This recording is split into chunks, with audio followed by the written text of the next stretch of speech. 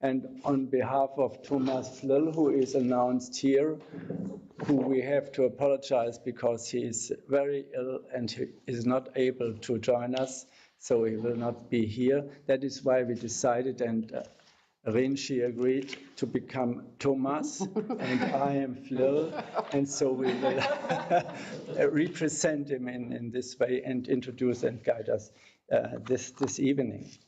And may I introduce Rin Alatalu. She is here, and she is the Vice President of ICOMOS. And Vice President, that means she is responsible for Europe. She is representing Europe in the ICOMOS, in the International Board of ICOMOS. And so she is also Mrs. ICOMOS Europe, so to say.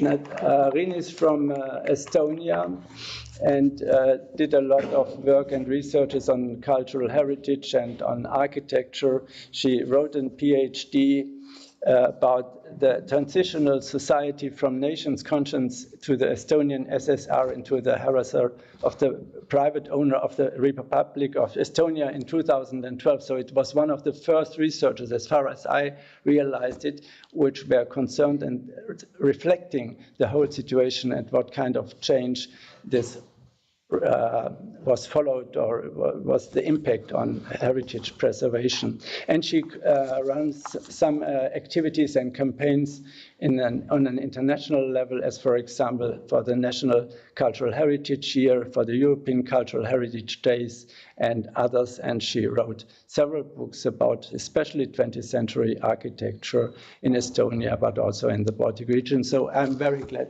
that you are here and that we can guide you through the whole presentation. And we will start with two presentations by Dumitru RUSU and by Joanna Blocker, which will be completed by Danica Petrova. And then we will try to organize something like a panel discussion or like a round table and change the seats and start the discussion on the Socialist Modernism albums. So now it's up to you to introduce our speakers. Thank you, Jörg. Thank you for such a long introduction on me, but my task is now to introduce Dumitru RUSU, who is representing both Moldova and Romania. And he is an architect and a photographer and a real enthusiast what concerns socialist modernism or late 20th century architecture. And he's representing also BACU, which is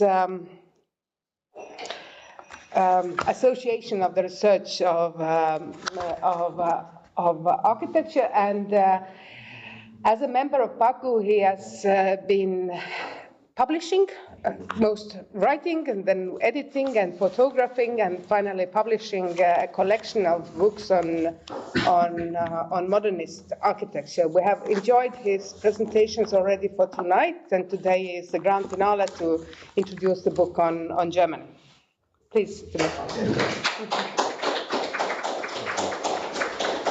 Okay.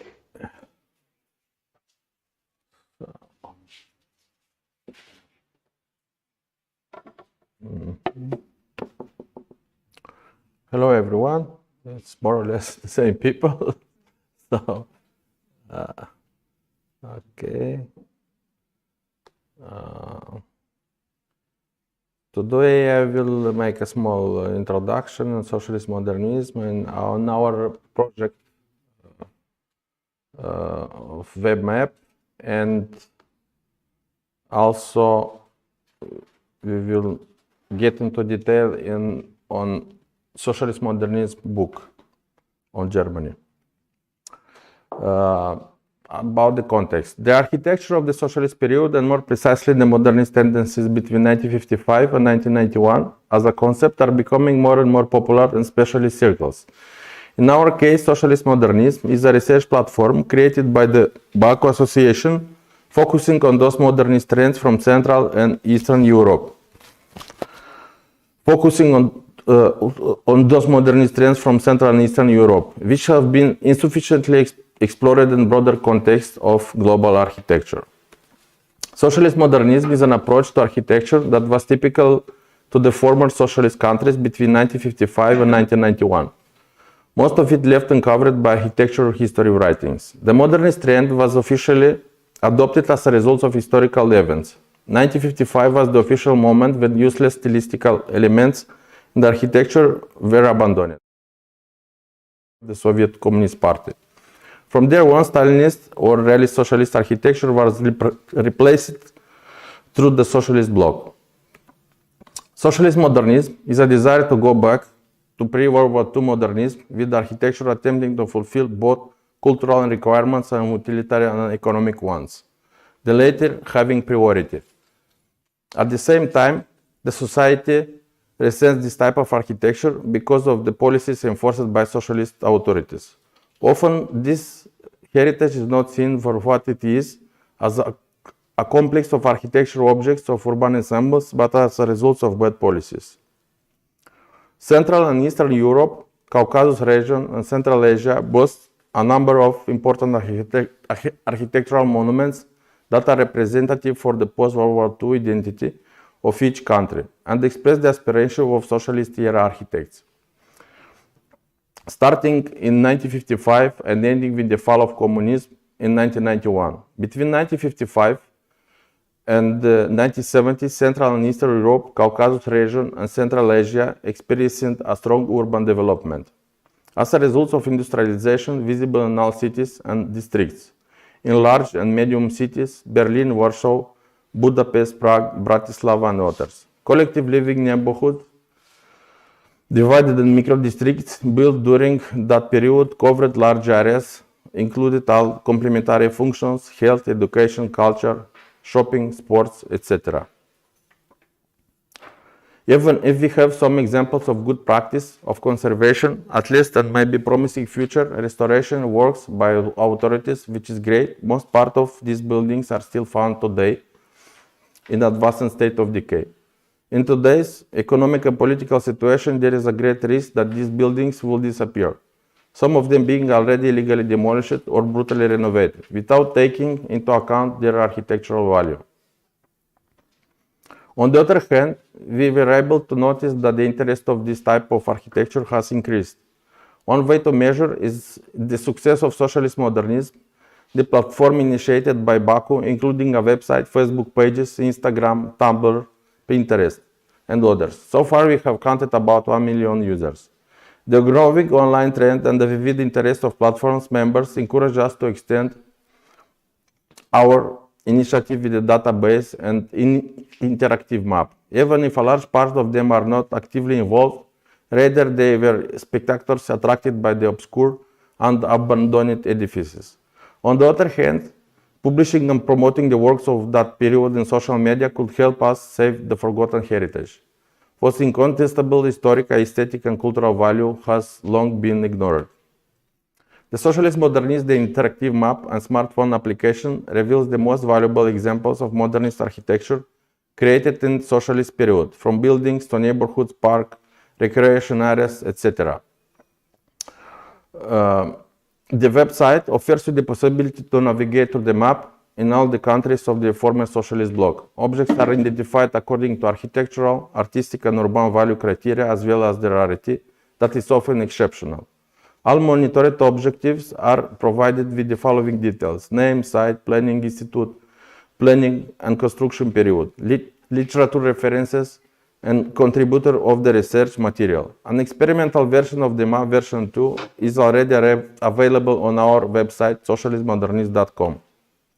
The information already introduced in the database on a trial basis is available to experts and members of the public who have an interest in socialist modernist heritage. They are also invited to contribute with information, images, and videos to the database. All information originating outside the association will be checked and confirmed by database admins.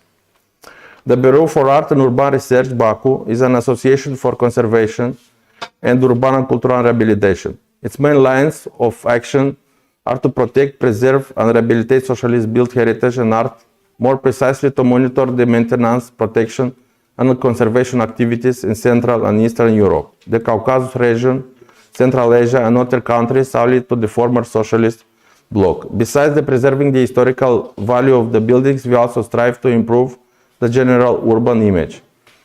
We will present 10 books of BACU Association published in the last 6 years with focus on Germany version, and a few architectural guide maps of the capitals of the former socialist bloc countries. A palpable results of our attempt to raise awareness and convince the public about the value of heritage are BACU publication on Socialist Modernism, the 10 inventory books. The first one was published in 2017 and the second edition in 2019, Socialist Modernism in Romania and Republica Moldova. Then we published Socialist Modernism in Ukraine, Socialist Modernism in former Yugoslavia, and Socialist Modernism in Eastern Bloc. And now we will focus on the Socialist Modernism in Germany, which includes 71 sites, with an introduction by Jörg Haspel. This first edition with a different cover of the cover, let's say this is a box of the cover, was published in 2019, and the second edition in 2020. We may say that in Germany, after 1955, modernist stylistics started to become visible both in architectural design and theoretical debates. The apartment buildings erected after that have a spatial volumetric composition. The facades and interiors are devoid of useless plaster decoration, using mostly new finishings and colors. More attention was paid to the German functionalist tradition, but sometimes also to contemporary international architecture that inspired certain elements. These new approaches were coordinated by architects formed before World War II, among whom it's Richard Paulik. Only 1 year later, in 1957, the first experimental block of flats were built in Berlin and Dresden. This became a model for prefabricated buildings in many cities. The first residential neighborhood of standardized buildings made of precast elements was planned and built in 1957 in Hoyerswerda. Economic policies aimed at repairing the urban tissue were re-elected, and architecture by type projects and the new stylistic approach.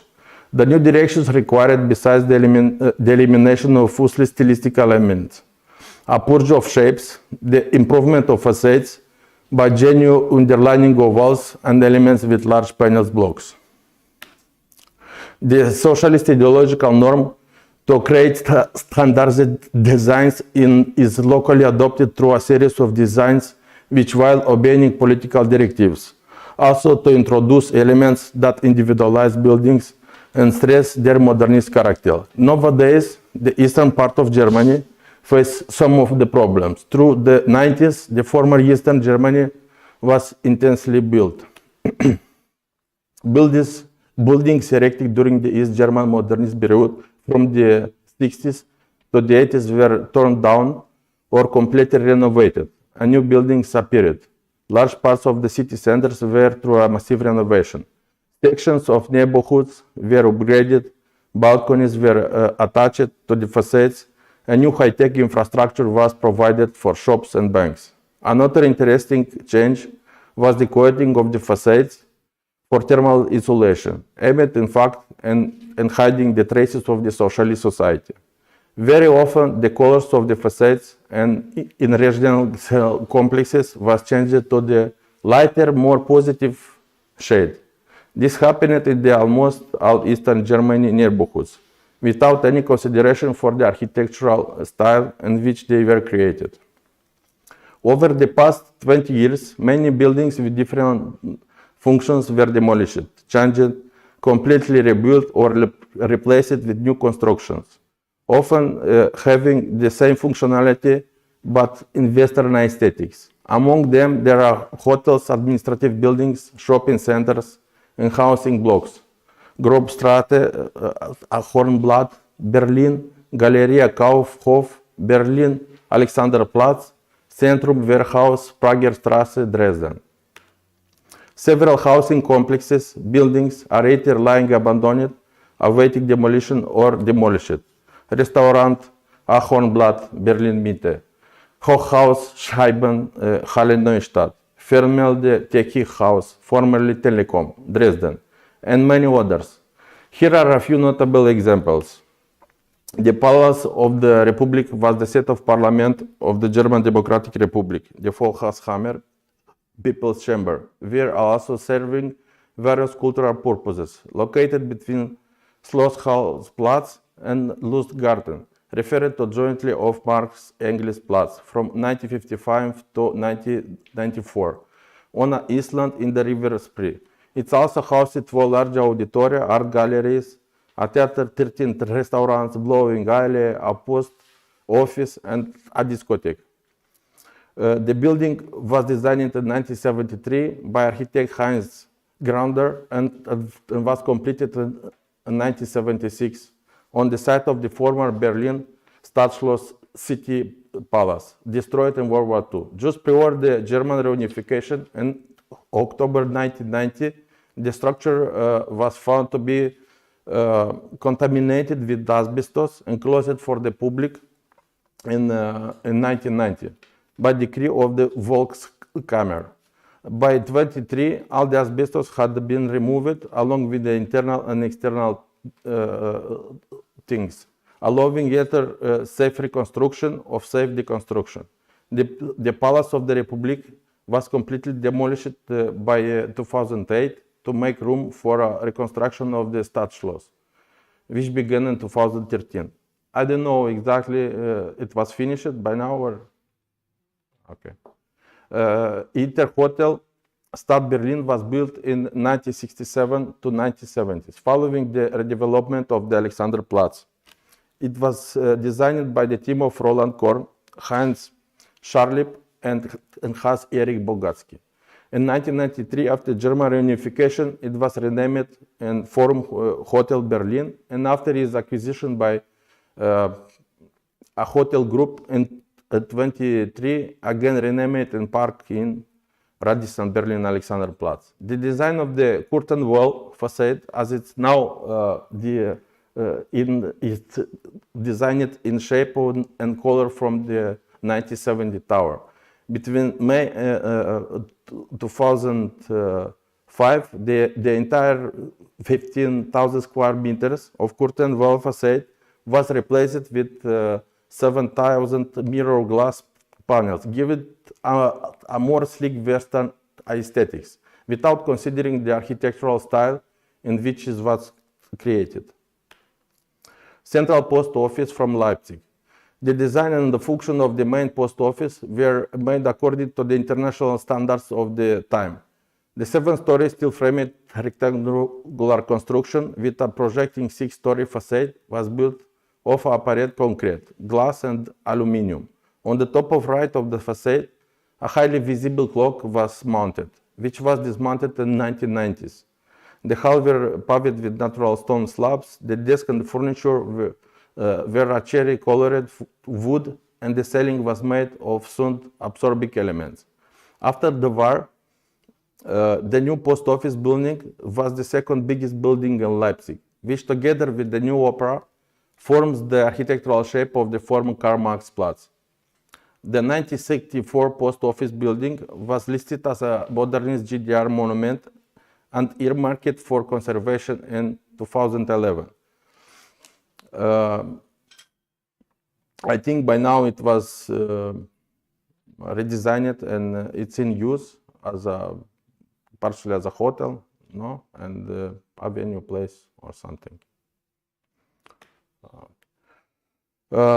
Very strong criticism against the transformation of the building was addressed by conservation organization in German National Committee Commons to Federal Ministry for Built Environment of Germany, which was apparently not enough. The critics accused the planners, developers, owners of trying to disfigure the building and thus ignore the history of post-war architecture and Eastern modernism. In their opinion, spaces that have value as a perception areas should be preserved, among them the parcel and the postal banking hall, telephone booths, and the spatial staircase, all of them to be demolished according to the planned conservation. The architect Kurt Novotny had managed to build the most significant public building in the GDR. It represents an indispensable witness of history, and not just for Leipzig. This is a citation from an open letter to the Saxon state minister. Kulturplatz from Dresden. The Kulturplatz from Dresden, designed by architect Wolfgang Hansch, was built by the East German government in East German modernist style and inaugurated in 1969. The building has the biggest multi-purpose hall of the city of Dresden. It is being used by entertainment events and conferences. The rectangular structure, with a base area of 170 meters, was designed in similar style of the Bauhaus building facade. Also, Kulturplatz has a rectangular shape of bronze mirrored windows, which remind of a larger Palace Republic. The Dresden Kulturplatz has been placed under the protection as an architectural monument since 2008. The photos in this album, which is in fact an architectural digital guide, are a witness to the large diversity of genres and particular solutions, the bold expression of a socialist epoch trying to keep up with the times. What we tried to show was perhaps a need to stop time in order to concentrate on each individual element extracted from the deep current of world architecture. Today our heritage is the uneasy witness. Today's history becomes the history that shaped concrete and stone, but also made deep wounds that are hard to forget. Another 3 books published during the 2021 and 2022 are Socialist Modernism in Poland, with an introduction by Blazes Charkowski. The next one is Socialist Modernism in Bulgaria, with an introduction by Emilia Kaleva and Anita Vasilyeva from 2021. And the last one is Socialist Modernism in Russia, which includes 80 sites, with an introduction by Natalia Dushkina, which was published in 2022. And Socialist Modernism in Hungary, which was published in 2022 also.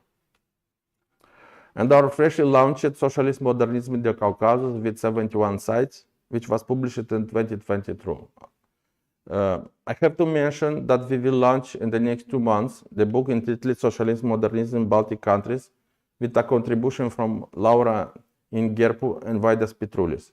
The combined concept of photo album and digital guide with QR codes connected to our Socialist Modernism interactive map and smartphone application on Apple and Google Play is an objective illustration of the Socialist Modernist phenomenon, through a series of examples of buildings and architectural ensembles erected between 1955 and 1991 in the former Eastern Bloc countries. The materials are the results of field research and of archive and library work performed by the BACU Association. The members of the association started documenting this trend 10 years ago and are still in the process of checking and adding information. In addition to the mentioned books, we continue to publish a series of maps with the capitals of countries from the former socialist bloc: Chisinau, Belgrade, Bucharest, Yerevan, Tbilisi, Moscow, St. Petersburg, Minsk, Warsaw, and Belgrade are still in production. And a map of Berlin, which I will show you now. So we have this cover, which is actually the map. The map is, which in fact has a QR code here, in which you can use it and connect it to our digital map. And here we have some drawings made by my sister, and also the map is also made by my sister. And on the back we have 26 sites, which are divided in sections: cultural, research, education, housing, administrative buildings, services, which are in fact hotels, restaurant, utilitarian function, and monumental, which are monuments and mosaics.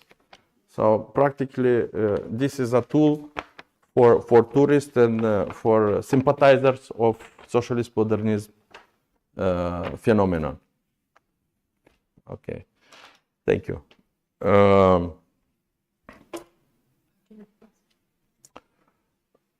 Although built during the socialist regime, these edifices promoted by BACU have been conceived in local contexts that were favorable to architectural creation, inspired by pre-war, War II modernism and Western modernism. Socialist Modernist platform invites architects, urban planners, historians, art historians, conservationists, artists, activists, and anyone interested in this issue to contribute and to broaden the platform. Send us any information regarding neighborhoods, buildings, monuments, parks, and cultural landscapes, or any relevant architectural elements. Please don't forget to specify their location and address. All the information will be published on our website under the name of the author. We are currently working on a revitalization proposal for several socialist modernist objects or sites built inside municipalities of Romania and Republic of Moldova. In the first phase of the project, we will concentrate on the analysis, research, study, following by the second phase, when we will elaborate regulation and will deal with education of local authorities and inhabitants of those protected areas through a legislative program concerning the architectural stylistic of the buildings districts erected in socialist era. The proposal suggests the demolition of parasitic structures, prohibiting the closing of balconies and any type of DIY abusive rehabilitation, removing excessive advertising from the facades, and finally making these buildings, neighborhoods, leisure facilities, parks, etc. part of the historical heritage. So this is in a few words our presentation. So thank you very much for listening.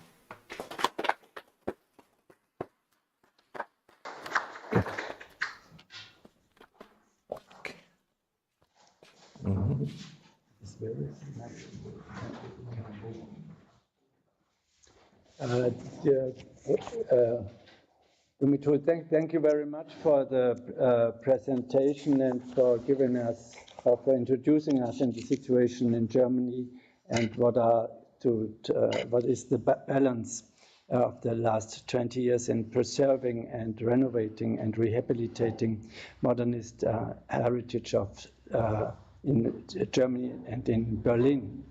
I would like to introduce Johanna Blocker. We are very grateful to Johanna Blocker because she gave us today, together with Danica Petrovic, together with Mrs. Richter, together with Konrad Frommelt, she gave us a wonderful insight in the situation in Cottbus. And she also showed us two of the examples which are mentioned in this book. That is the Stadthalle, which we visited, and the university campus, which is also mentioned and shown in the photograph book of Dumitru. And we thought about that maybe the map, where is the map? Can I have an example of the map? Maybe the map should be extended because the map is now only covering Cottbus and Berlin. But we think that it could Potsdam and Berlin, and we think that Cottbus should be included, and the map could be extended, and the list could be completed because it was so wonderful. We saw the campus university, we saw the Stadthalle, but also we saw a very specific contribution how to use prefabricated slab constructions in old towns and how to find a varied spectrum of possibilities to arrange it and to implement it, which is, from my point of view and from my point of experience, it's a unique attempt which was undertaken in Cottbus, and it's first to continue. And we are very happy that Mr. Frommelt, that he is working on this issue. So maybe we can continue in the third edition and have, maybe we discuss it later. That's wonderful if there are already we will take, if there is anybody who will discuss or has questions, we will notice it. So I wanted to introduce Johanna Blocker. She is now hosts the chair for architectural conservation at the Brandenburg University of Technology, Cottbus-Senftenberg, all in all. She is a native Canadian. She studied in Toronto and in Washington and New York and also in Bamberg. And she has a very, from my point of view, she had a specific approach that is to discuss heritage and architecture always from including the political dimension and the function of architecture for societies and for creating narratives and also for creating collective identities or self-understanding. So I think it's a very good and informative approach. Now she is leading the DFG, the German Research Community program on buildings in the Allied occupation in Western Germany from 1945 to 1955. The heritage of democratization in Germany's built landscape. And I can imagine that it is a total change of perspective when you are now in Cottbus and you are surrounded by Soviet and socialist heritage and also by the political function of this young heritage. Her focus areas, her focus is teaching an architectural history and history of art and theory of architectural conservation, inclusive or including heritage policy, and to discuss historical narratives. And that is always implying to think about how is it useful for the scholarship and for the society. So we are very glad and curious to listen to your presentation here, Jana.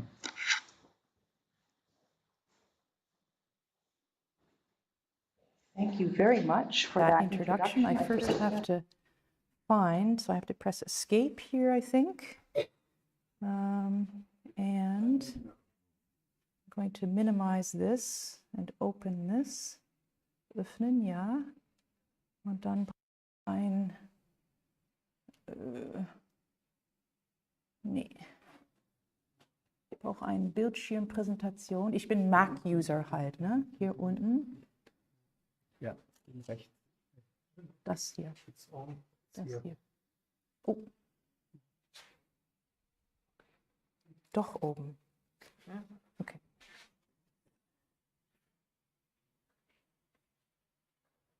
Okay, good. Thank you. What I'm going to offer you is less of a lecture than a set of comments on various things that we've been talking about in the past couple of days, things we have seen and just heard again in your presentation and in Cottbus. I don't intend to take more than 10 or 15 minutes for it.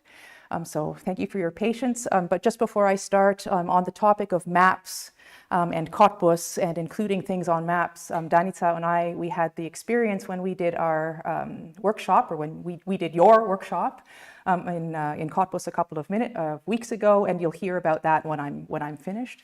As you noticed when we were in Cottbus today, the tourist information is in the Stadthalle, but if you go there and you ask for a tourist map, the Stadthalle is not on that map because the tourists are not directed to the socialist heritage of the city. They're directed to the medieval heritage, to the 19th century heritage. There's wonderful Gründerzeit, lots of Jugendstil architecture in the city of Cottbus, but the socialist heritage is not on the map, even though the office for tourism is in the main socialist building in the city. So there's a strange contradiction happening there.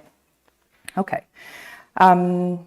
I'm just showing you some examples here of how the field of architectural conservation, at least, in Germany has been engaging intensively with GR architecture and socialist heritage in a broader sense for well over a decade, for 2 decades or so. And I'm just showing you some very recent examples. These are 2 volumes of the state authorities for heritage conservation from the first and the second volumes of 2022, and they have articles, significant articles in them dedicated to, now I forget, does anyone in the room know which Stadthalle this is? This is not Cottbus's Stadthalle, it's in another city in Brandenburg.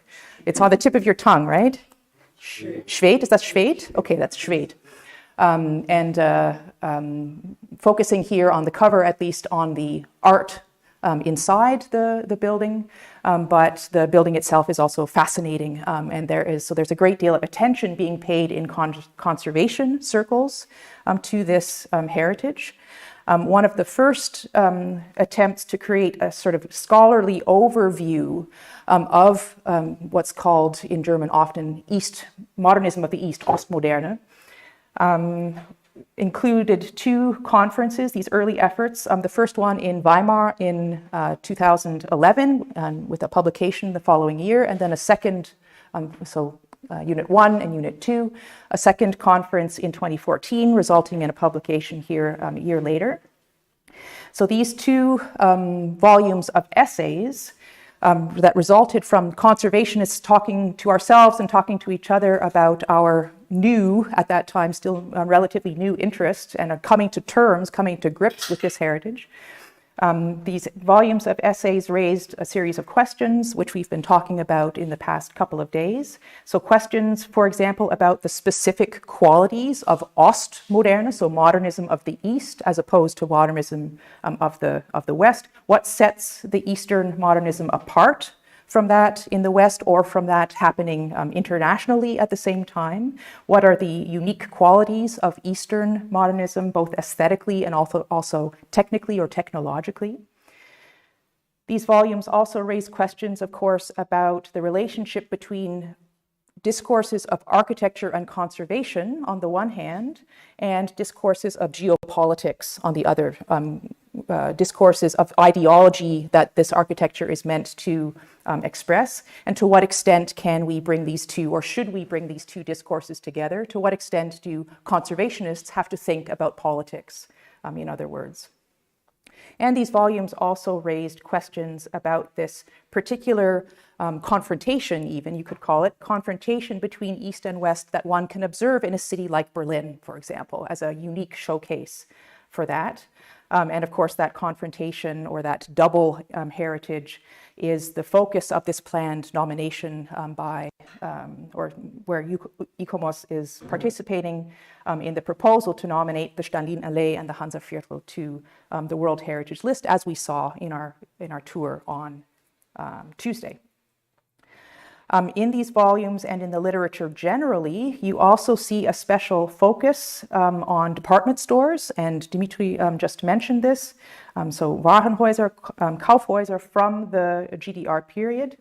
And these buildings are, of course, under constant pressure from the market to change, to keep up with fashion, to always seem new. And you see just two examples, and you actually mentioned these and the things that have happened here. The Warenhauszentrum here in Berlin on Alexanderplatz, and how it looked before, and then after the remodeling, change of name and remodeling.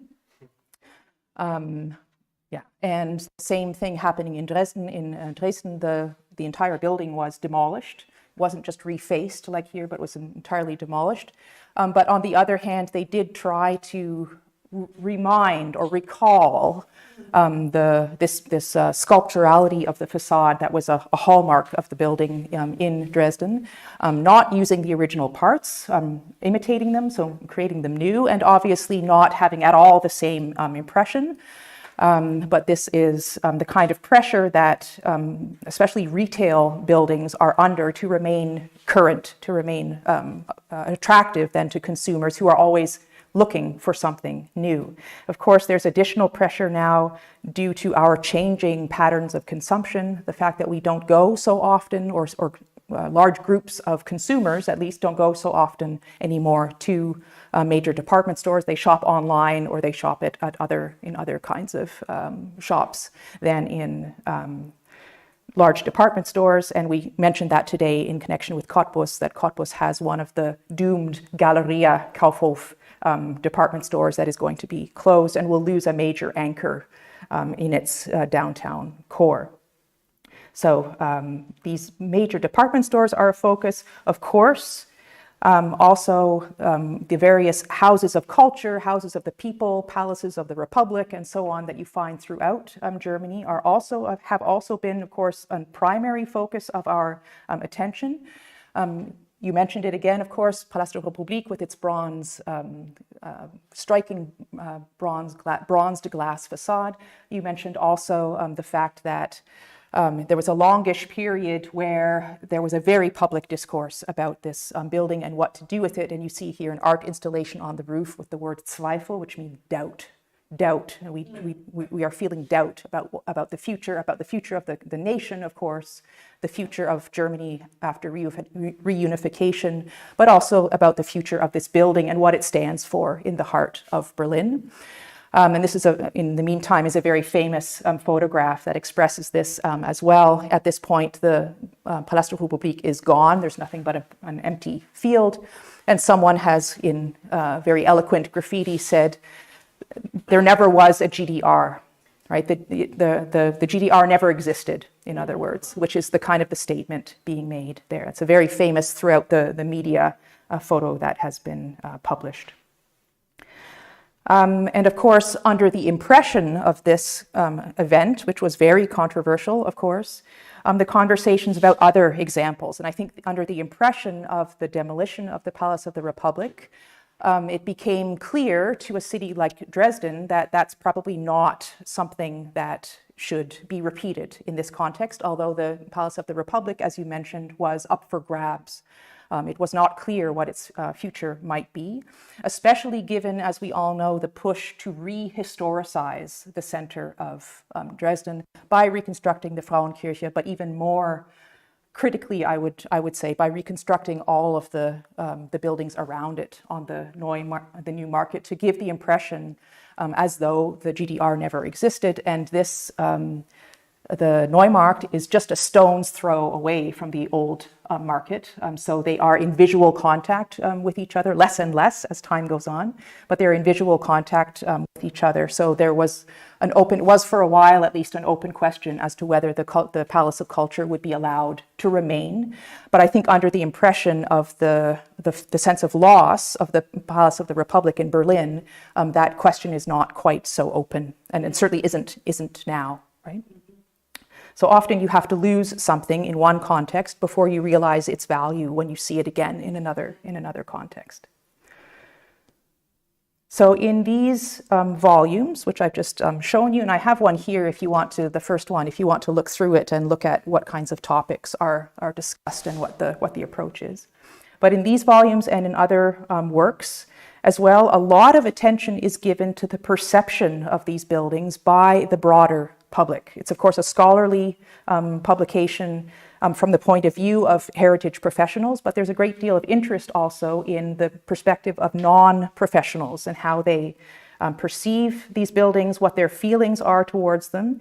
And this makes sense, of course, because conservation and heritage itself as a concept are in the final analysis about a lot more than preserving examples of design history or preserving witnesses to political developments, to political history. And that is, of course, a very vital function of these buildings. But heritage and conservation of heritage is also about people's attachments to places and people's identification with their built environment, the values that they attribute to it. And we can attribute values of our own as professionals to these buildings, but in the last analysis, that doesn't help much if we don't have the support of the public and their attachments, which we also then have to take seriously, even though they might not be the same kinds of attachments or same values that we would attribute. This level of attachment is at times quite surprising. We all remember, or some of us maybe perhaps remember, the protests that took place. This is the Palace of the Republic, already in a state of half demolished state. The protests against this ongoing demolition, and these protests were only, as you can see from what they've written here, stop the demolition now, or corruption and greed. Who pays? We do, right? So the motivation for the protests were only partly enthusiasm for design or enthusiasm for history. Some of these people were history buffs, people interested in history. They were also in part, and Dumitru RUSU referred to this as well, The protests were, at least in part, also motivated by the memories, the personal memories that people had of their time spent in the building in all of these social offerings, the dances, the bar, and so on, which you see here. So their own memories associated with this building and the time that they spent there. So the attachments to this building are not necessarily are not necessarily the same ones that we share, although we might have those kinds of feelings as well. Very remarkable was the initiative that led to the listing as a monument, and I'm just showing you the book. The cover of the book that I'm handing around shows someone holding up the official symbol of a monument as a kind of a triumph, because there was an initiative that led to the listing in 2011 of this canteen, so a cafeteria building on another university campus in Weimar, the Bauhaus Universität in Weimar. Which was also slated for demolition, to be replaced by a Bauhaus museum. So there's a kind of an irony there, to replace a genuine example of socialist modernism with a museum to the idea of modernism itself, in the form of a Bauhaus museum. And it was very interesting to observe over a number of years the student-led protest on the university campus, which then spilled out over the campus, over the limits of the campus, onto the internet. Students were able to arouse a great deal of support in the public until this building was then finally listed, a very young building, only completed in 1982, but still managed to get recognized, and for reasons that are fairly obvious when you see the photographs. This building did not make it into the Germany volume, unless I'm mistaken. I didn't see it there, but maybe in volume 2 it can be there, because it's also, or volume 3. Okay, volume 3. Sorry. Good.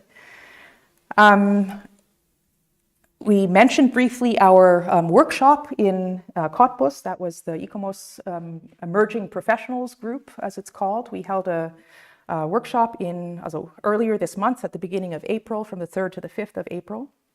And in the context of this workshop, we also discovered broad support for the conservation of Cottbus's Stadthalle, which is what you see here in an older photograph from 1987. I just happen to remember what year that photograph is from.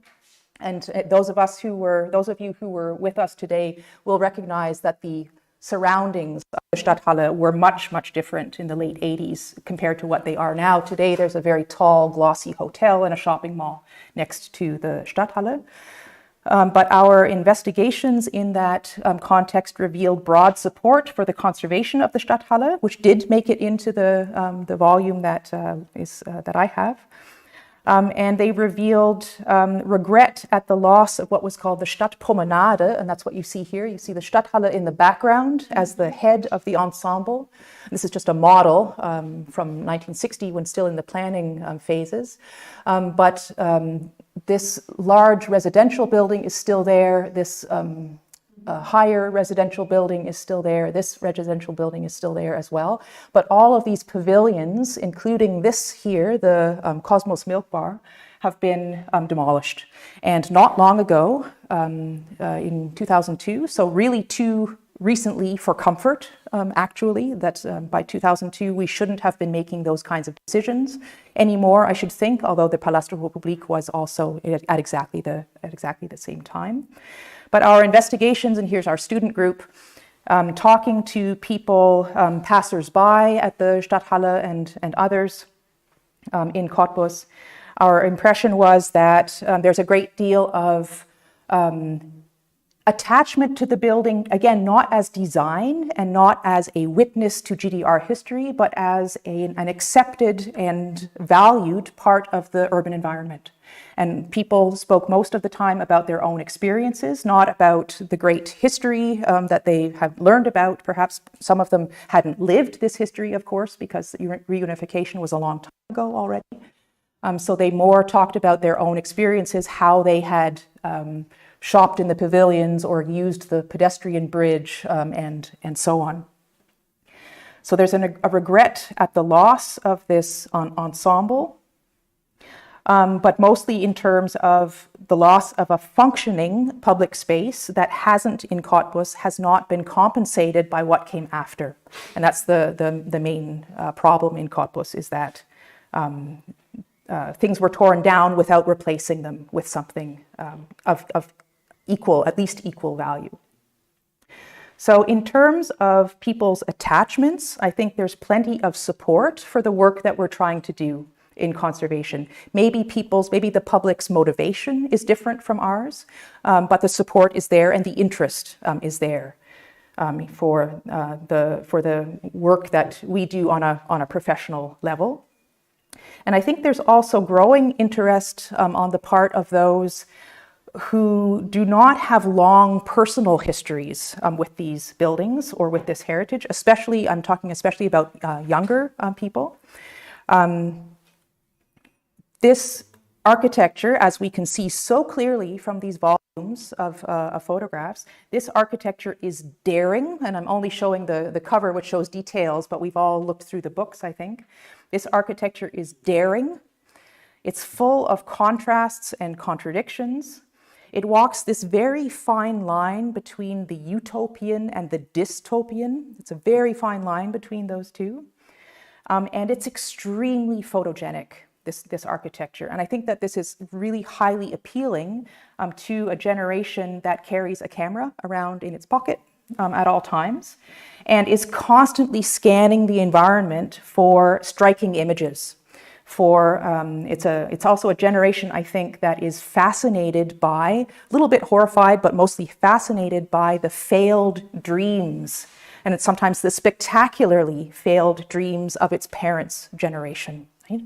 And I'm reminded, if I can take you on a little detour for a moment, I'm reminded, for example, of this very popular television series from a couple of years ago on about the Chernobyl disaster in the Ukraine. And if you do a little bit of looking on the internet, you find out where it was filmed. So this stands for the settlement near, not in, but near Chernobyl. And it's a Plattenbau mass housing in Vilnius that was made to stand for that. And so a huge new public is fascinated by and learning about what a socialist society meant and how people lived, and what the ideology behind this living and building activity was. So I'm reminded of that, maybe even more recently. Perhaps you have watched this. It's a fascinating television series, again from the United States, but it shows an international interest. And what this is, Severance is the name of the program. It's a dystopian fiction about an alternative 1990s, an alternative reality of the 1990s if society had gone in a different direction. I won't go into it further, but it does, the series takes place in the United States. It is filmed at this Bell Works complex, which is from exactly more or less our time period, but designed by Saarinen. And you can see this fascination with the aesthetic of the 1970s and 1980s. The fascination with the aesthetic, this almost, it's unheimlich, it's an uncanny aesthetic, and it's being played with. And of course, this is all the United States, but you can see that what they're referencing, right? This is a figurehead in the story. I won't go into it, but they're referencing this socialist sort of atmosphere by giving us what could be a reference to Marx or a reference to Engels, what have you, in the founder of this corporation that they all work for. So there is this fascination there. So there is an audience for this architecture. Perhaps again, not for the reasons that we would like people to be interested in it, right? But I don't think that we should say no to anybody's interest in this architecture, no matter what its motivation. I'm also reminded, second last thing it reminds me of is the general popularity, and really the general popularity among architecture, people interested in architecture, but far beyond that, in the SOS Brutalism exhibition, which was mounted at the German Architecture Museum in Frankfurt with this wonderful slogan, which they've translated into English, "Save the concrete monsters." So there's this recognition that they are monstrous, but that that they are lovable monsters, or monsters that nevertheless have a value of some kind. Extremely popular exhibition, started in Frankfurt but has been on world tour ever since. Here it's making a stop in the US. At the moment, I believe it just opened in New York again, so there's a broad interest internationally for engaging with what we have so far considered to be uncomfortable or not in good taste architecture. There's a definite willingness, and almost this daringness and the extremes of this architecture are what are attracting people in a way. Okay, so there are multiple levels, I think, on which we can appeal to the next generation beyond the level of art historical or socio-political significance of these buildings, those are the levels on which we customarily operate, and which we then try to convey to the public and should continue to do so, obviously. But I think it's a great idea to have a coffee table book, a picture book that can also appeal to the simple pleasure that these buildings are able to arouse in people. So despite, and I'm coming to a close now, despite our best efforts, we do have a long way to go. The Ahornblatt, the maple leaf, has been mentioned a few times in our presentations and in our discussions. There's a long way to go. And as the author of that book that I've put around, or the editor that I've sent around, noted already in 2012, it's a race against time because this heritage is being discovered by more and more people at the very same time as it's being destroyed, right? So there's very little difference. It's being discovered and sometimes in the moment that it's destroyed, and perhaps because it's being destroyed. And I think what can help to accelerate this process of discovery and keep it ahead of the wave of destruction is work such as Dumitru RUSU's, getting this architecture into the public eye, using his artist's eye to reveal the ordinary as extraordinary, perhaps. And it takes an artist's eye to do that, to reveal this architecture maybe for the first time, not only to people who have never seen it before, but to people who see it every day, but have maybe stopped perceiving it in some way. And the artist's eye can help you to see things in a different way. And this is the last thing I'm going to show you that it reminds me of. I'm reminded of this ongoing project by a Berlin photographer by the name of Mila Hake, her ongoing project to capture the buildings of the occupation period in Germany after 1945. And in 2009, she mounted an exhibition, Geschenke der Amerikaner, also gifts from the Americans, about buildings that were erected during this short occupation period, with spectacular photographs.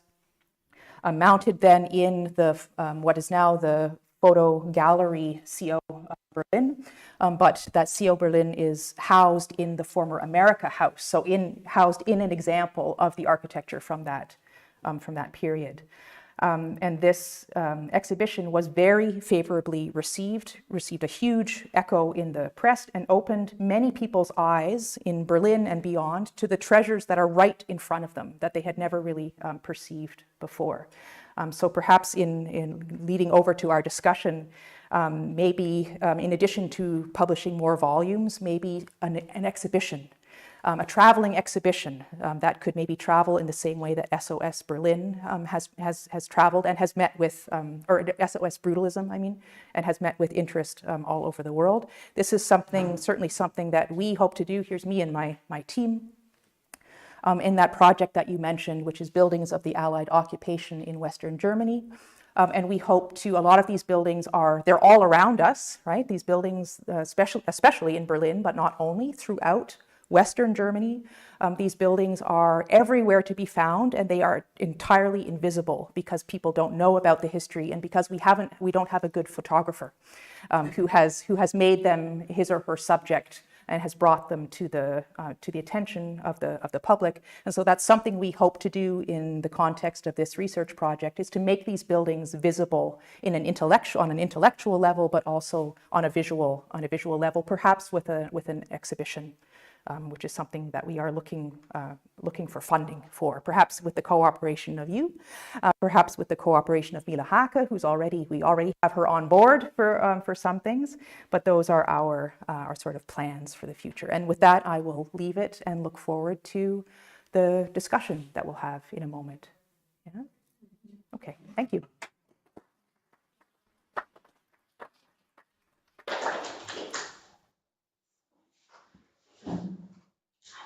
Oh ja, stimmt doch.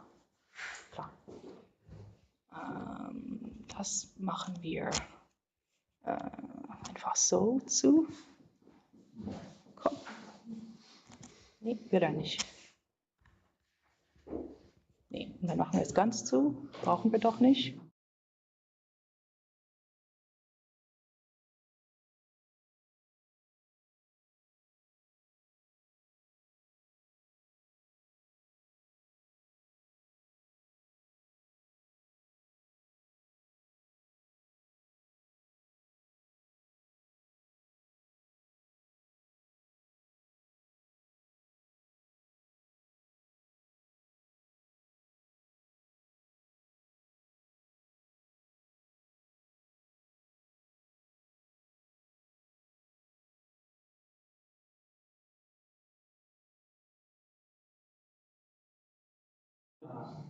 Okay. And this. And this. Okay.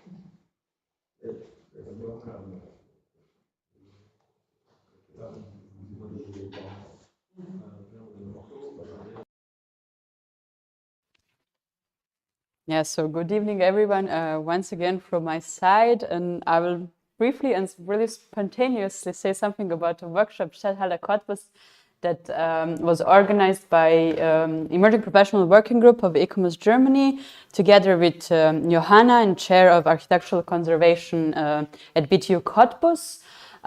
So when we even started thinking about designing a workshop, and with the idea that it's going to be in Cottbus, we were rethinking what could be that case study that we could be facing with. And then we came up to Stadthalle Cottbus with a starting point of thinking, of re-asking its values and seeing if it's, as said, anchored to the hearts of the Cottbuser. As already we mentioned and we saw today in our Cottbus tour, that a couple of buildings that are part of building ensemble from the GDR heritage were being demolished in Cottbus, and then we were asking ourselves, is that the destiny that could be waiting for Stadthalle? And that's why we decided to pick it up exactly for our case study for the workshop. And just briefly, it took 3 days at BTU Cottbus, had around 20 participants around the whole world, or international students that are mostly studying in Germany, and they were interested also in the developing and history of GDR heritage. And what we also thought, that the students will mostly be dealing with the building as itself, but it was not the case. After the tour similar tours that we had today in the Stadthalle directly and also around it, and in the urban fabrics of Cottbus in the Stadtpromenade, most of the students decided themselves to deal with the whole urban context of Stadthalle, not just with the building itself. And what they were questioning then was the value of the building as itself with the people of Cottbus. And the answer was that most of them are connecting to it, to the events that are going on today, but not at something a part of GDR heritage.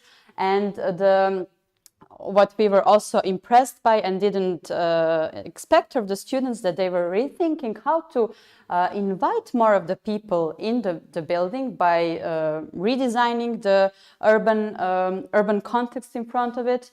And what were the conclusions? As said, that it's not that the Stadthalle is not been totally listed as a sightseeing place in Cottbus, but just as an event place. And then the students developed a lot of ideas how it could be rejoined in the program of the whole city and whole city fabrics. So unfortunately, we printed out really big posters in Cottbus, and we showed to some of you them today. But right now we are preparing to publish all the outcomes on the e-commerce website. So I'm really sorry that not all of you today could see it, but hopefully in following weeks on e-commerce website we will publish all the outcomes. Yes, thank you very much.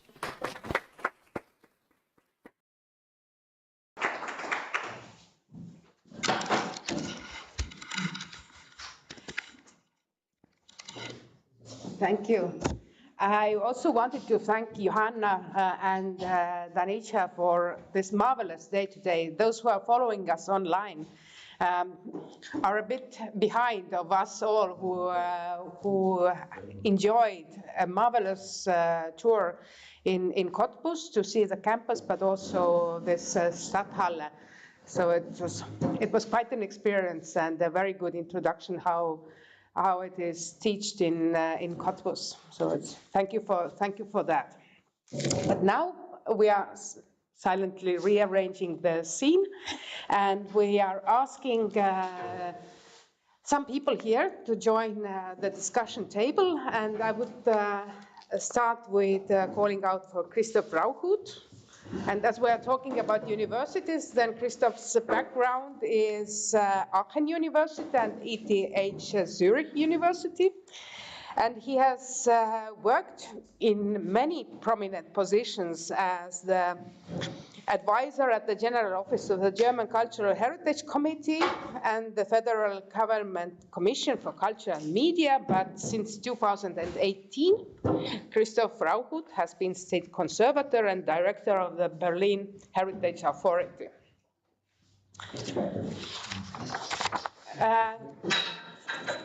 Then I call also for Dora Ivanova, who has also studied in, she's from Bulgaria, but she has studied also in Germany, and it's already a worldwide known project of Puzlucha that she's running, creating awareness there. Then we have Oksana, yes, Gorinovich. And Oksana's background is from Belarus. And she's also the member of ICOMOS Belarus. And but now she's staying and working in Germany, in Aachen and Berlin. And she has created several exhibitions on Gast Moderne in Potsdam and about Minsk. Yeah, she's, as I said, now in Berlin. She has studied there, and yes. And then we have Kirsten Angerman. She is a research and teaching assistant at the Chair for Conservation and History of Architecture at Bauhaus University in Weimar, and works also as a freelance conservator and freelance architect, as I know. So, I will join you. Sure.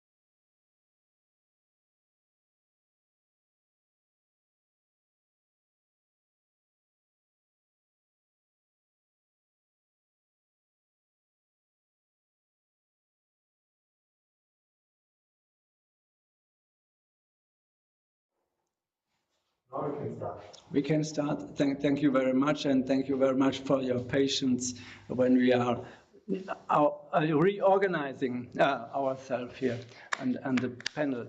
We want to discuss with the audience, with all of you, the result of these 2 or 3 days we had and of the excursions, and what kind of project of cooperation could be continued by those who are involved in the whole project or by those who were listening and attending these meetings. And we said we want to take it very simple. We would like to ask everybody on the podium or on the panel about his opinion or her opinion on the work of Dumitru RUSU and on this. And if there, to give a common feedback for him with the results. And the second is, which is much more important and where the whole audience is invited to join us and to discuss is the future of this initiative and what kind of cooperation are possible. You make, for example, the offer to cooperate together with Mila Hake and Dumitru RUSU on socialist modernism to take photographs. And maybe there are also other ideas we discussed about what is Soviet modernism, what is maybe East modernism, what is Russian modernism, what are the different modernisms, how could it be discussed and could be continued. And the main question is, from our point of view, is that we would like to know what kind of support is visible or is needed for the colleagues who are working in Ukraine under very difficult circumstances, because that is one of the reasons which became very urgent now to be discussed. And what is the role of what are the possibilities for ICOMOS, for Docomomo and other professional groups to become engaged or interested or maybe supported. So maybe we can start, Christoph Raoult, with the question, what do you think about this kind of coffee table books on modernism here in Germany, and how to continue? Thank you for the presentation and also for the books. I think they're great, and I think every one of us loves them, that's for sure. But books are also, and the way you approach the topic, I think also fulfills another function. Books are in a way a mean to stabilize knowledge and to generate knowledge and to stabilize it, as we know from the science of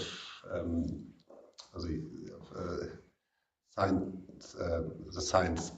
And that's why they are so important to have that, because they are kind of the starting point also for the work, for example, we do as a government agency. The first thing we do if we look at a building, we see what else has been published on this building yet. And so they are really mean in the stabilization of knowledge, and therefore also in the preservation of buildings in the second step. And I think you made some examples of also how this process of stabilizing a building as heritage can happen, and also that sometimes it was not successful. What I really also think is important is that but also show that it's not just about books nowadays. Modern means of communication give us more possibilities, and the endeavor is really to use all those possibilities and use the possibilities within them. And that's what Johanna Blocker also showed, I think, very precisely, that in this architecture is a very photogenic moment, and this is something we can use with social media, etc., maybe a lot better than with other kinds of architecture. And why not use this potential to gain an audience? And I think it's it's a moment we're in this phase where I think for us this heritage is quite established. I mean, we are still learning more and learning more, but there's a core really established, and we can also see how this core heritage is I think established in the wider public nowadays through exhibitions, etc. And it's really interesting to see how you have people who are not professionals and maybe not the clear architectural enthusiasts also do know about this heritage nowadays. I think it's even also with the time span that we now have over 30 years to the end of the Eastern and Western Bloc, that it is historicized in a way, and we are at a very interesting moment in time, actually. Yes, if it will be a proposal from the state agency for organizing an exhibition, we could do it with our pleasure, of course. And okay, maybe we can discuss it together and wait for some statements more, because we have only half an hour left now. And that is why I would like to ask Kerstin Angermann, who never was able to give a statement to discuss it, and then we will close this one. Please, Kerstin. And Kerstin Angermann is what I would like to mention or emphasize is she did her PhD on what can be called Socialist Postmodernism. She finalized it, I think, in December last year at the Bauhaus University in Weimar. So she is an excellent specialist and expert on this field. Okay. Yeah, thank you. So in that case, I'm looking kind of beyond, or at least after socialist modernism, in a way.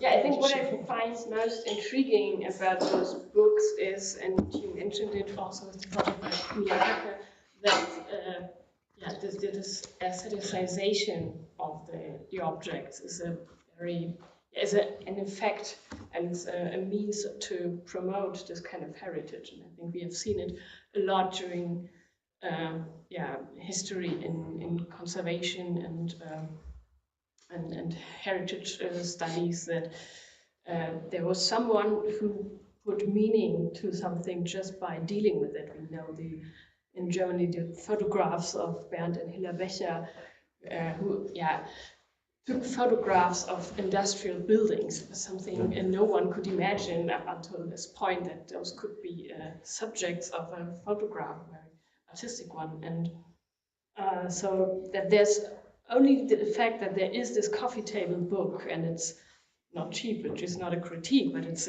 also a means to give value to the objects. For the last book, we didn't pay for the printing, so these are the prices. No, it's not a critique. It's just it's a part of putting value to something in a way, and to appreciate it also, and to do it in a certain quality. And I think for myself, I have dealt with GDR architecture for almost or over a decade now, but looking through this book, I see kind of a foreign gaze to it, that nostalgia. Not nostalgia, just that someone from Romania like you comes to East Germany, and the selection of objects is something I haven't seen in its wholeness in German publications. For example, I have never seen the Ministry for State Security photographed in this way. It's an example, because I was really curious about the selection, what kind of buildings are included, which buildings are left out. So it was just actually all the information. Observation. Yes, actually all the information was taken from the archive of the Bauhaus Foundation. So everything was there. I was just pointing them out and going to see them, and that's it. And of course, it's this kind of moment in time that is preserved in the book. So you can see the condition of the buildings during a certain period of time. I think the photographs are within a couple of years, maybe. So this is also a source in a way, and in another way, it has kind of limitations to use it as an academic source. It's also not the point at this. No, the idea that on the final of the book you have an index with all the information about the architects. And, and also the book is connected to the interactive map. So it's not just a coffee table, it's a tool for finding Also valuable 5 o'clock tea. Exactly, it's my last point where I would see the potential. It's connected to social media. Yeah, and I think this is the potential, this participatory approach in a way. Everybody can go to the website and add information. It's like what we call citizen science now. So this is kind of the connection I see and the huge potential of using this data. It's a database actually, and you can add on to it, and you can also pull something out. So I think this is a major potential of the whole still project. adding information. Yeah, it's So the introduction in the first 2 days, we emphasized that it is a work in progress and that it is an invitation not only to be read, but also to be complemented and to be extended and so on.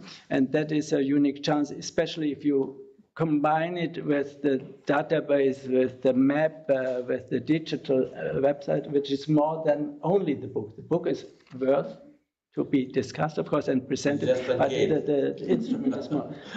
Oksana, what is your opinion and what is your advice? I have to say that for me the books are actually rather signifiers of the meta output from Dumitru, because I think that the major influence is that you basically changed minds of great amount of people. I think that the main body of work is rather of ephemeral nature.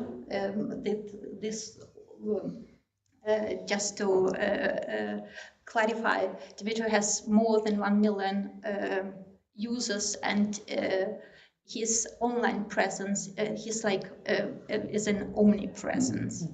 And actually the books is just an attempt to materialize, to catch this ephemeral huge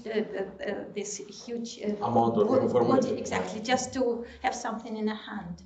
So for me, it's basically actually just a reminder about how much the world, how much the perception of this period of architecture changed thanks to your really amazing, very consistent effort during a decade.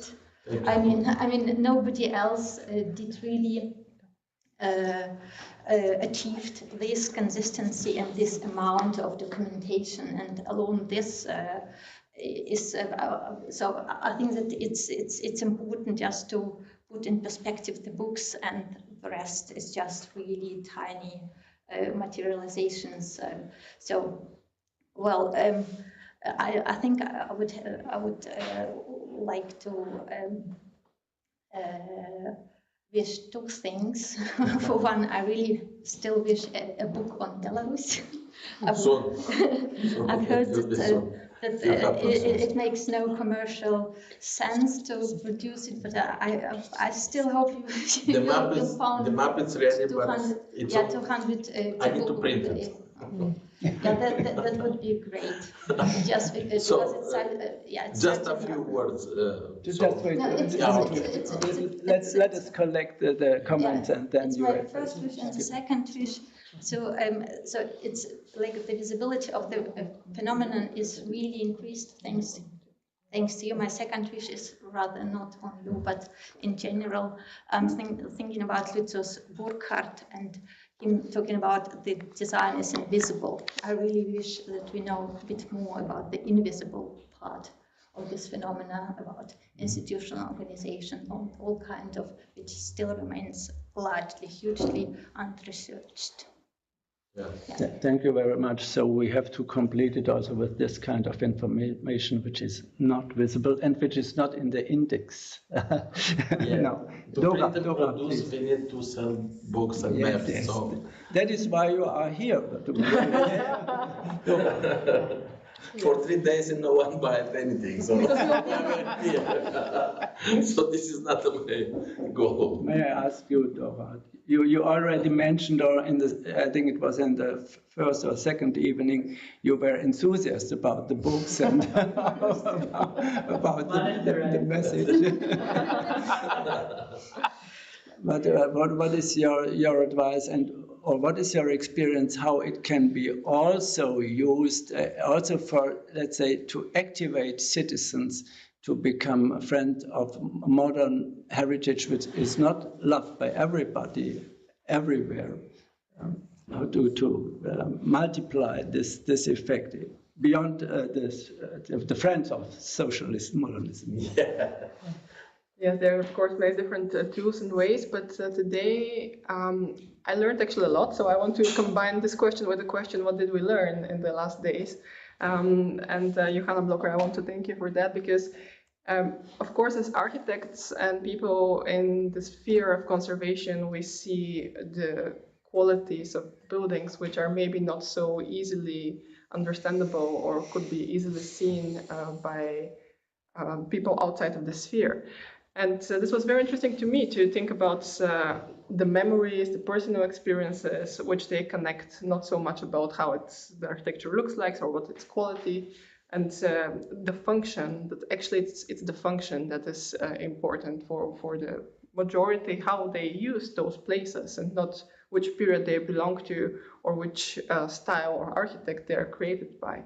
And it's economic logic behind it, as you showed. So who is paying for changing, or who is paying for demolishing, or what's happening afterwards? So, and those things we tend to go in between them as people in this sphere, although they're absolutely in front of our eyes.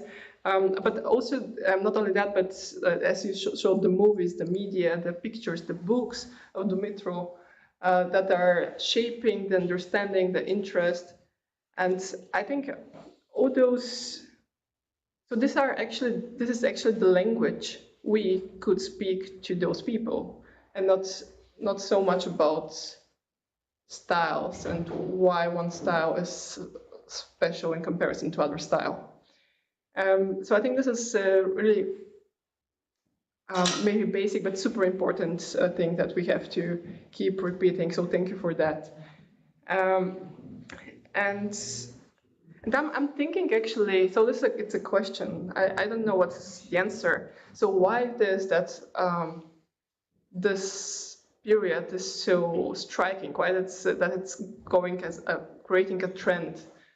Besides the work of Dumitru, for sure, it's creating the trend, as said. But what it is about it that make people really relate to it? And it's obviously, again, not our perception, but it's a different perception. Is it maybe because of it's experimental? Is it because this relates to today's generation, which wants to see more personalized and more experimental designs and things around in our surroundings? Is it maybe because of this dystopia? This was very interesting that you said. I want to refer to it, that young people are fascinated by the spectacularly failed dreams of their parents. So why are they fascinated about this? Is it maybe connected to the end of the Cold War, and that we are again in the next dystopia phase somehow, with a utopia in front, which maybe didn't happen? Maybe because of 20 years of architecture of Stalin, so maybe that's why. Yeah, so I think it's very interesting topics to see again with different eyes what it is about this buildings, which is really connecting to today's people. And I think this is important, so we can really do this connection. So we are the transmitter of this bond, and we have to create the bond to save the buildings. And the better we understand it, the better we can be this missing linkage in the system. If there is somebody who can answer these questions, I think it is Johanna Blocker.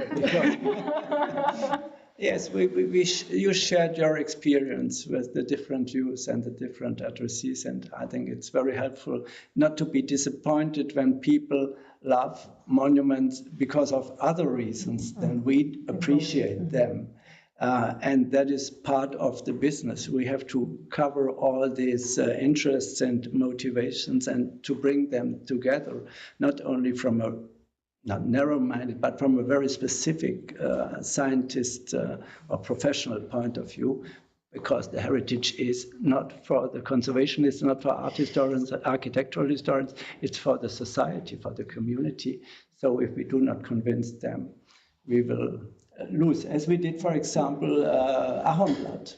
We lost it, but that was the signal to save every Myther building in the Republic. That's interesting. Sometimes these losses, they are very important because they are mobilizing and opening minds and consciousness about architecture, which would never have been possible without this.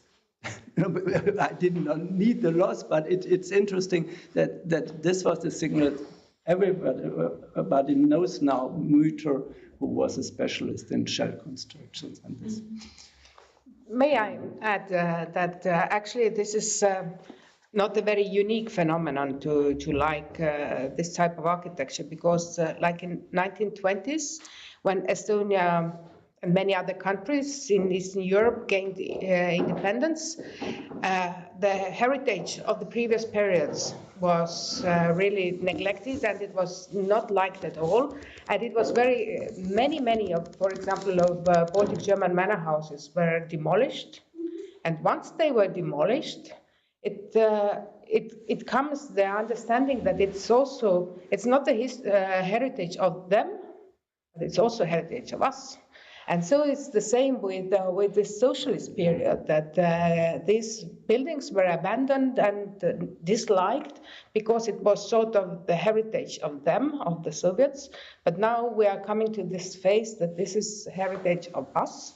And we are finding this like national ideas in it. And sometimes even on the most propagandist monumental art, you are looking for that maybe there are like hidden symbols of resistance in there. So, which was, for example, in Maarjamäe, we had a very propagandist painting. And every time we went there, we were looking for this. There is one corner there where were blue, black, and white colors on the blouse of the cosmonaut, which are the flag of Estonia. So you are looking for these symbols of resistance, and this is also the way forward with this heritage, and that is what we are now actually trying to get your opinions on. It's very hard.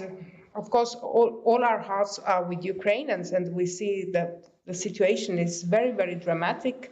How to say something good about modernist architecture and art and monuments when they are definitely the symbols of them, the Russians, but maybe they are also the symbols of local people, and what we lose in coming decades if we really have them demolished all.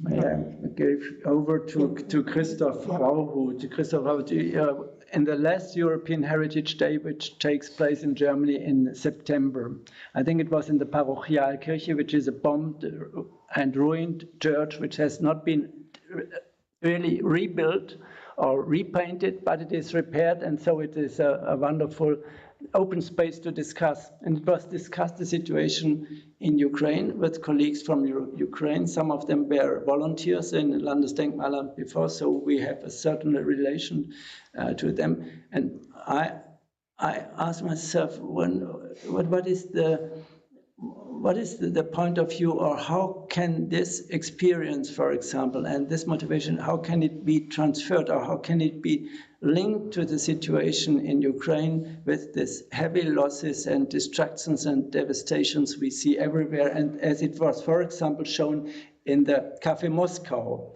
at the end of February, which was renamed as Café Kiev, and it was totally different what was present there, but it was very moving from my point of view. What do you think, how can this heritage dialogue or discourse, how can it be enabled to be supportive and to pay attention to the situation in Ukraine and to the heritage in Ukraine? It's a difficult question because obviously there are two different processes. We talk about the one is the loss of heritage because we don't recognize it, and the other is the loss of heritage and life through deliberate destruction.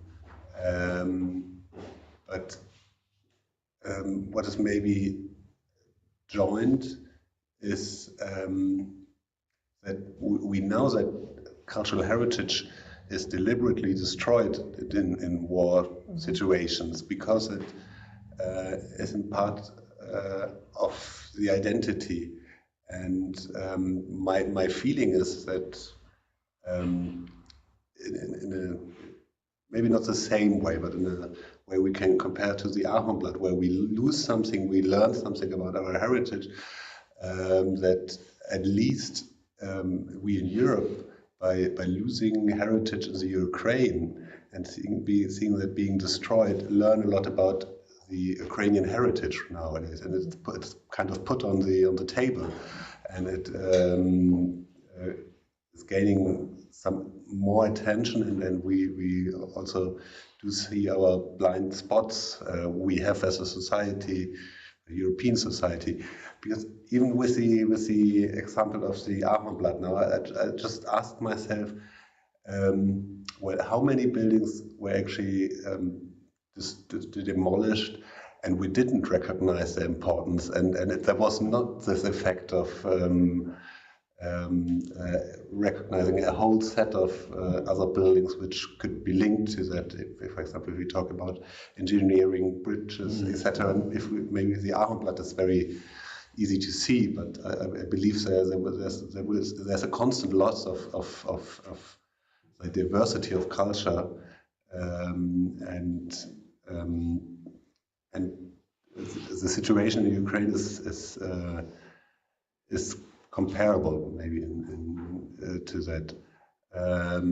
So this was also the idea of when we did the event in the Parochialkirche to remind us of the density, diversity, of the richness of the heritage of the Ukraine, and we could really see how then we had a following up event at the Triennale der Moderne, where we would rather discuss about the socialist heritage, and I think it's very important that we continue this dialogue. There's a lot to learn, and the feedback we got was that it was very important for those in Ukraine fighting for this heritage. This recognition by us, and I think that's why it has to be a constant recognition, is also a very important support for them. To be as courageous as you are, that could mean that, for example, you presented Ahornblatt when it was destroyed. You didn't present Ahornblatt as we loved it. And that's interesting, because that was the mobilizing effect. That was this kind of destruction of stupidness, which became visible and which was disseminated by photographs all over the world. And so the question is, that is a question to the photographers, of course, if the pictures and the photographs of destruction in Ukraine, and you see, I'm touched by this experience, maybe that is the background, could it be helpful to raise awareness not only for World Heritage Sites? We discussed World Heritage Sites in Ukraine, what is about Kiev, what is about the new entry of Odessa, and what is about the tentative list with Kharkiv, etc. But for the normal or everyday heritage, and for the context where people are living there, could it be helpful, for example, to have this it's not a coffee table book, but a kind of inventory of the losses. There are We are already working on the inventory of the losses. So. there are these attempts are there already, but that is the question: what is possible with our means, with our possibilities we have with our instruments? And may I ask you, and may I invite you, Svetlana, Evgenia, Pavlo, Simon, please let us know what is your expectation, or what is your advice, what is your need? I will just want to add and repeat my thesis. My expectation is that professional solidarity way of reclaim this heritage of reclaim of Russia, this heritage, and claim it as Ukrainian Soviet cultural heritage is very important preservation and to recognize it in Ukraine.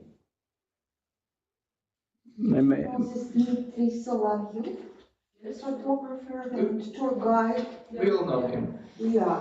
Okay, you don't like him? No.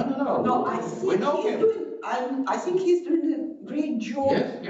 Yes, but making more people appreciate this heritage. Anna, may I ask you to speak in the camera, because it's in the why is the camera important? I think that I personally admire this guy who continued to give guided tours on Ukrainian modernist architecture even now during the war. And I think he's a photographer as well. And I think he could contribute, and it might be helpful to show alongside this destruction and this amazing heritage that you have in its best shape. Yes. Sorry. What do you think, Svetlana? You received the book. I think you were the first one who received the book about Ukraine when we came here and gave it to you. And I gave my opinion yesterday, and can we ask you to speak to the camera, to share it? More important is that you come to the front, because the micro is there on the table. Don't worry about it. I think that we need a common strategy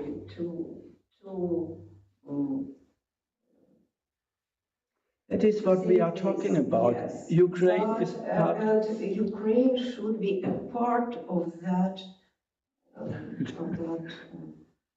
That is why it will be nice to recognize our value of Ukrainian heritage by another countries. It supports us to push our government, our population to value it, to change their minds, maybe, I don't know. Because this situation is very, very dangerous. For example, it is not about architecture, just only architecture of Soviet period, but also even earlier period also. okay. I saw. Do you see? I have some very not good news about our perspectives in that. For example, our mayor wants to rebuild one of our monuments from Kharkiv, in Kharkiv, yes, in that square, Svoboda Square, you know, I gave my lecture about it. The building of our administration, and the plan of our mayor to ruin all of them, just only leave one facade. And he discussed about it with some foreign architects, and he does not ask people or somebody else. They gives their interview about it. Okay. He's very proud about it. Do you see? Situation. Thank you very much, Svetlana. Evgenia, I just want to add and remind that the really effective way to pursue to save this heritage is supporting the Ukrainian army, and everyone can do this by donation everywhere, and it's really. Lithuania, no? Okay. Okay, thank you very much for this statement. Pavel and Simon. Okay, let me be the first. I agree with the idea that was told by Svetlana, but I want to add some specific thought about how we can help. It's very important because the interest for social modernism in Ukraine came from the West, not from the inside. And when something is recognized inside Ukraine, this is not understood as something valuable. But if this interest and recognition comes from the West, this voice sounds louder. That's why for us, it is very important that international organizations show their attention and show how they value Ukrainian heritage. Because our Minister of Culture is afraid to say a word to protect socialist modernism. We had roundtables that were initiated by Minister, and we with Evgenia Moller were on one of these roundtables. And it was not a friendly discussion, because many authorities that came there were very aggressive against this heritage. And it was official talk with Minister, and they thought we must destroy all of it, so no one could tell that it ever existed. Oh, this is the citation of Mayor of City of Drakovich, who was personally involved in destruction modernist monuments. So, on one side, as Evgenia told, it is important to support Ukrainian army to stop the war, so we can protect modernism from the danger from Russia. But at the same time, it's very important to influence Ukrainian government and public officials by saying that this is valuable for the world. Because if you say this sounds much louder than we. When we say this, we can be threatened, we can be ignored. But if some important international organizations say the same, this would be understood in another way, including public officials. Because I know that Minister of Culture, once he told, when he was on a meeting with activists, he told that he supports Ukrainian modernism, and this is part of our heritage. But now he is afraid to say that again. Okay, thank you very much. That was a very clear statement, and now it's up to Pablo. Yes. На жаль, Томас сьогодні відсутній через хворобу. Unfortunately, Thomas is absent today. Але ми з ним попередньо домовилися, що будемо спільно реалізовувати проект, який підтримав Український культурний фонд. Власне, по створенню цифрового порталу, присвяченому українському модернізму. But we had an agreement that we will work together on creating a digital portal dedicated to Ukrainian modernism. Партнером з нами, окрім Томаса, погодилася виступити Державна бібліотека будівництва та архітектури Заболотного. The architectural library named after architect Zabolotny agreed to be the partner of this project. Відповідно, наше основне завдання висвітити модерністську спадщину прифронтових та тимчасово окупованих регіонів України. And it's very important to show the modernist heritage of those cities that are occupied or that are close to front.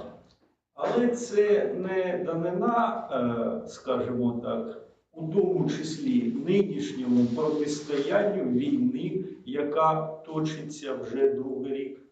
But it's not only because of war that's happening for second year. А ще і певна, скажімо так, намагання досягти релевантності матеріалу. But it's also an attempt to achieve the relevance of this material. Так як саме Південний Схід це була зона найбільшої урбанізації, і, власне, там найбільше об'єктів, які представляють український модернізм. Because the southeast of Ukraine is the territory that was mostly urbanized in socialist times, and that's why this is the territory that shows Ukrainian modernism in the most maybe effective way. А тому ми разом з Томасом, візьму на себе таку сміливість, That's why we together with Thomas запрошуємо вас взяти участь у цьому проєкті. invite you to participate. Для нас буде важливо обмінюватися інформацією і отримувати певний зворотній зв'язок. Це головне. І, гадаю, к завершенню поточного року ми досягнемо вже певних результатів. The most important is exchanging information and obtaining your feedback, and I hope that by the end of this year we will have already some results. Як мінімум, у нас буде дві онлайн-зустрічі з синхронним перекладом, де зустрінуться провідні спеціалісти України та кого оберете ви та Томас. We will have at least 2 online meetings where we will have some prominent specialists and some people that will be chosen by you and Thomas. Усе це ми зробимо разом. We will do it together. Okay, thank you very much, and our best regards, of course, to Thomas to recover fast and sustainable, and to take over and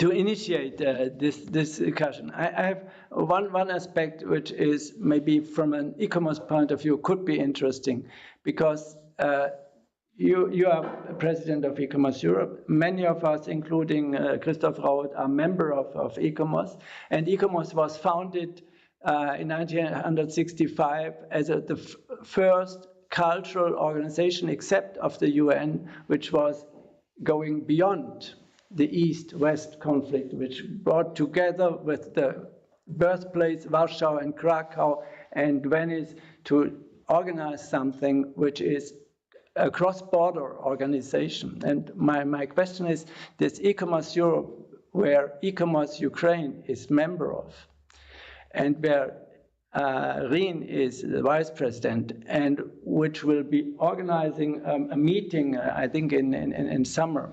Is there a possibility to think about a cooperation which is not only it's fantastic if there is a personal cooperation, but to have an institutional character of this? Because I think that is, from a political point of view, it could become important to say we do it on a European level, or we do a cooperation as Docomomo did with the publication on this on modernism or on multiple modernism in Ukraine, to do something like this and to present it. Is that a possibility, or is this e-commerce and UNESCO in Ukraine not a factor, not a partner for activists?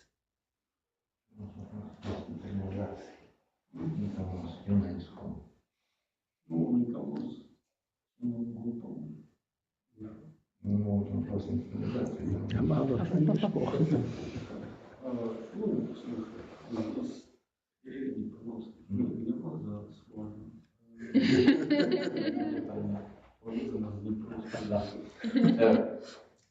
I said that the most important question for him now planned.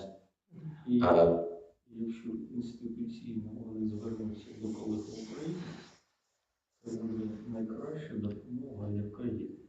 And his opinion, the best way of communication will be between e-commerce Germany and e-commerce Ukraine on this question.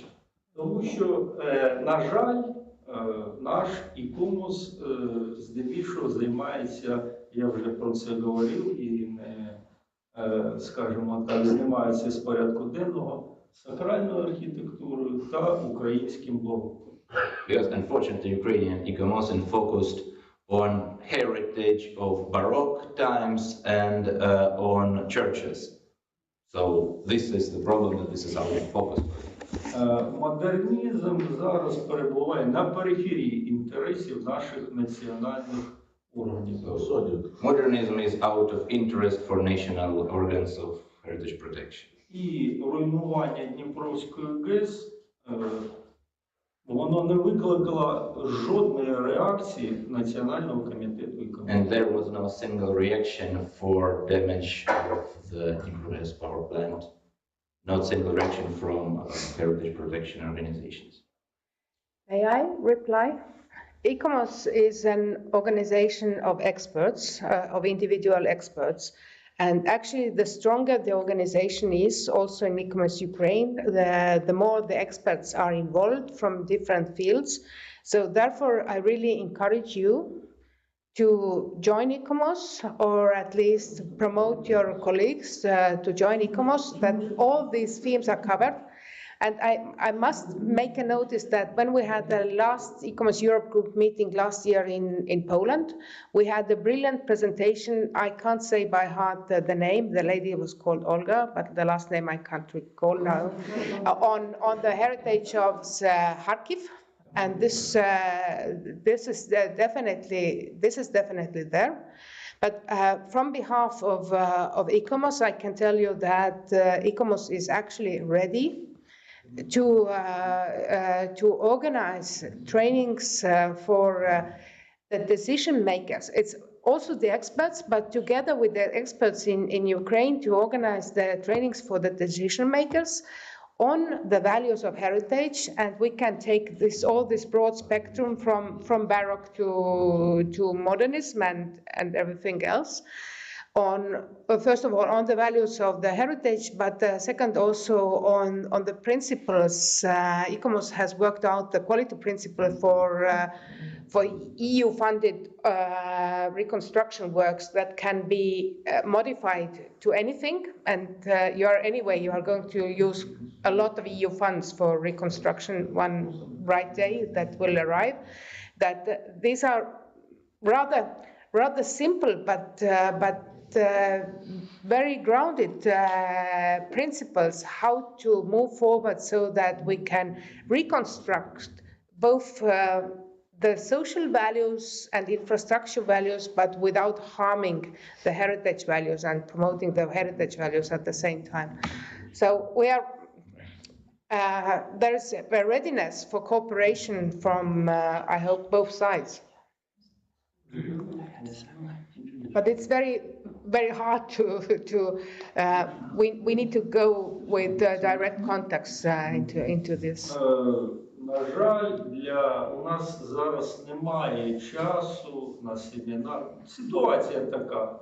Немає часу на семінари, на роз'яснювальну роботу, демонтаж будівлі машинного залу здійснюватися буде найближчим часом. І жодної публічної реакції наших національних органів немає. Тому ми просимо, як колеги, зверніться до них, можливо, вони прокинуться. Unfortunately, we don't have enough time for trainings and for some meetings, because it is expected that the damaged building of Dnipro will be dismantled very soon. That's why it's very important to hear some public statement from international organizations for the value of this building, to be for this value to be told and to be somehow understood by Ukrainian authorities as soon as possible before it's dismantled. But can you share the information so that we can have the reaction? I think Pavlo can do it. Yes. We can create a heritage alert if we have the information. Відповідну інформацію я надішлю, що зараз відбувається з цим об'єктом. і ми зможемо це питання вирішити. I will give all the information about what is happening to the subject right now, and we will be able to do something. Okay, thank you very much. That's a very good solution, a very good promise, fantastic expectations for the whole project. I'm very thankful that you are, all of you, that Evgenia, Svetlana, Simon, and Pablo, that you are here. And as far as I understood, you are the only, you will come back or you will stay here. Evgenia will stay here, Svetlana as well. And I hope that we can stay in contact with you, Pablo, and with Zaporizhia, because I was really fascinated about the reports which were brought with by Thomas Flirl, Mr. Brenne, and all the others. It's very important. And of course, you feel that everybody is open to support or to at least to communicate and to multiply this message. And we will do what we can do. That is to take photographs, to document, and maybe it is possible to have a heritage alert and also maybe a heritage at risk special for Ukraine to produce it and to multiply it in this way. I now have to close because some of us have to leave to Cottbus with the trains and it is late, but we have the opportunity to continue with a glass of wine, water, or what else, and to discuss it and to exchange opinions and solutions. I'm very thankful. Thank you to you. Thank you to Max Lingner Foundation and to the Max Lingner House and to the crew. Svetlana is part of Max Lingner House at least. Thank you here. for inviting me. Thank you very much for to Thomas Flirl and good health and fast recovery, to Mr. Krumrei, who was very cooperative and collegial, and to Helle Panke, who were organizing the tours, the bus tours, Mrs. Ziemer, and of course thank you to BACU Cottbus, our partner in Cottbus, Johanna Blocker and Ms. Petrovic, and thank you very much to Landesdenkmalamt, who has also supported the idea of meeting here and of having this kind of excursions. And thank you to Mr. Buchin, to our technical manager here in this situation, who did a great job because it was the first 3 evening event we had in this house, including the whole world. And it was a little bit, it was an experiment, but all in all, I think it was a successful experiment. Thank you very much. May I also thank Dr. Helmut, who took care of all the arrangements. And our special thanks to Jörg Haspel, who is the motor behind all these events. So it's thank you, Jörg. Thank you again.